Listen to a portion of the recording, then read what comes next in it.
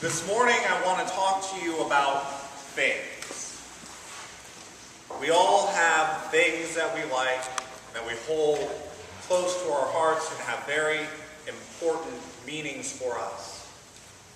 I know I have a new smartphone and my pocket feels a bit light because I left it in the vesting sacristy. It's not on me and I feel weird not having it with me.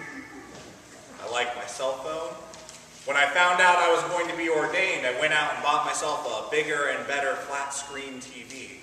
That was a better version of the flat screen TV I already had, but I wanted another one.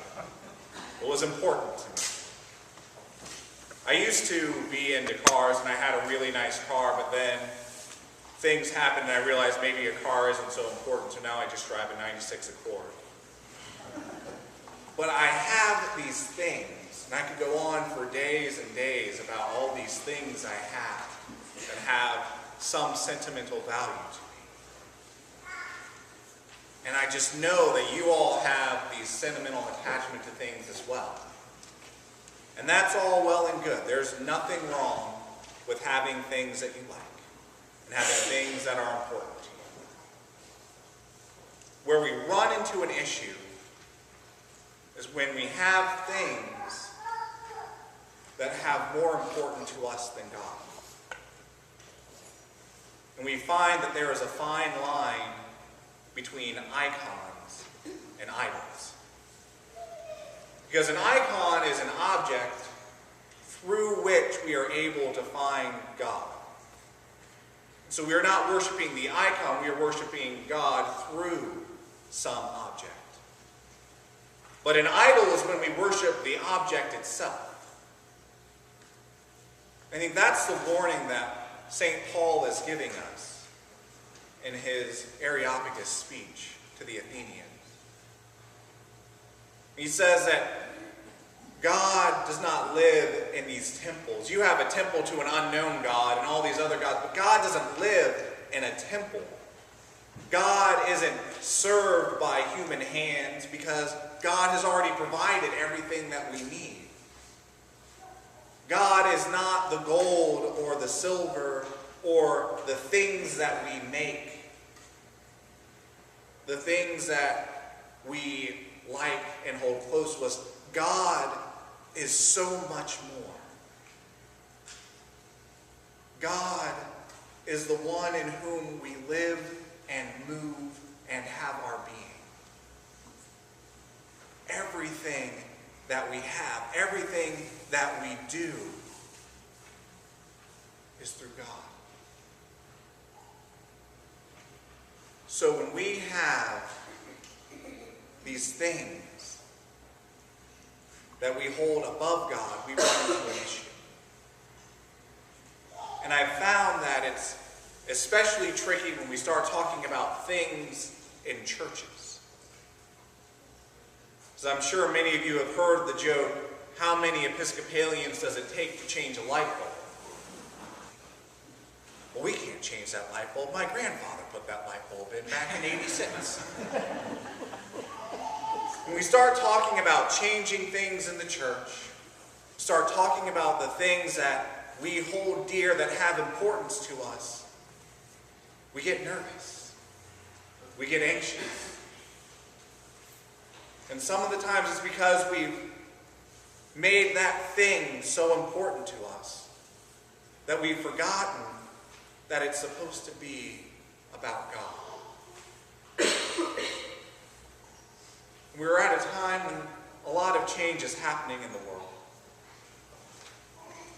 And in response, a lot of change is going to be happening in churches. Here at St. Mark's, there are a number of things that we're discussing. We have the Organ Completion Fund. We have the Reimagining Sunday focus groups, where we're talking about what time our formation is going to happen, what time our services are going to happen. We're talking about a gentle service, a completely different style of worship than what we're used to. All these changes, and it causes nervousness and anxiety. And that's fine. But as we continue these discussions, we need to remember that at the heart of everything is God. And so when we look at the organ, when we look at the time of worship, when we look at the style of worship, will changing it make God more apparent? Maybe. Maybe not. Will keeping things the same be better? Maybe. Maybe not. Those aren't the questions we need to be asking. What we should be asking is, if a change is made, will we be doing it to glorify God? Will we still be able to give praise and thanks to God if a change is made? I think that answer will always be yes. I think no matter what happens, as long as people continue to gather together, God will be worshipped. And so those things that we hold so important become a little less important to us, because we realize that it's not that big of a deal. As long as we can still worship God, that's what matters. So my prayer for all of you is that as we move forward, as we have these discussions, as we look at the changes that may or may not be happening in the future, that we ask ourselves, can we find God in this? And if we find God and not things,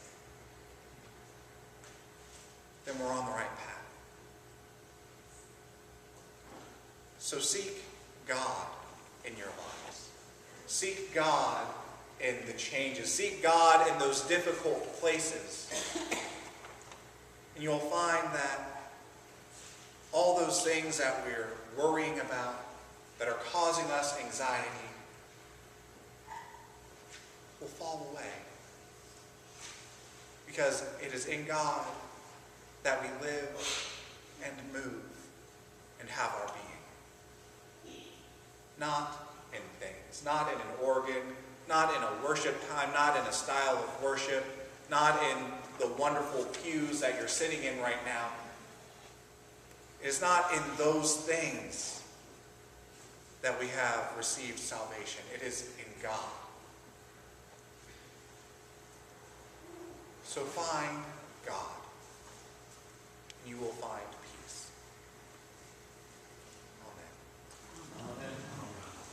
Amen. Amen.